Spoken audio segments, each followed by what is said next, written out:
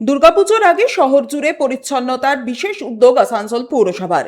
শহরের গুরুত্বপূর্ণ জনবহুল এলাকা পার্ক গার্ডেনগুলিকে চিহ্নিত করে শুরু হয়েছে পরিষ্কার পরিচ্ছন্নতার কাজ। এই অভিযানের অংশ হিসেবে ছাতাপাথর গ্লাস ফ্যাক্টরির কাছে আসানসোল পুরসভার একটি পার্ক পরিষ্কারের কাজ চলছে। পার্কের আবর্জনা সরানোর পাশাপাশি গোটা এলাকা পরিষ্কার পরিচ্ছন্ন করে তোলার উদ্যোগ নেওয়া হয়। বৃহস্পতিবার পুর কমিশনার দিলীপ মিশ্র সহ পৌরসভার অন্যান্য আধিকারিকরা ঘটনাস্থলে গিয়ে কাজ খতিয়ে দেখেন। দুর্গাপুজোর আগে শহরকে আরো পরিচ্ছন্ন ও সুন্দর করে তোলাই এই বিশেষ অভিযানের মূল লক্ষ্য। একদম এটা মানে দিস ইজ এটা কন্টিনিউয়াস প্রসেস আছে।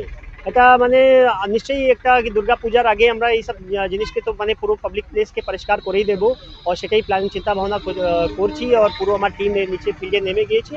তো নিশ্চয়ই এটা মানে যতগুলো ইম্পর্টেন্ট পাবলিক প্লেসেস আছে, পার্ক আছে, গার্ডেন আছে, সেটাকে একদম প্রায়োরিটিতে উদ্যোগ নিয়ে আমরা পরিষ্কার আর পছন্দ করার একদম চেষ্টা করব। সঞ্জয় যাদব, 99 নিউজ বাংলা, আসানসোল।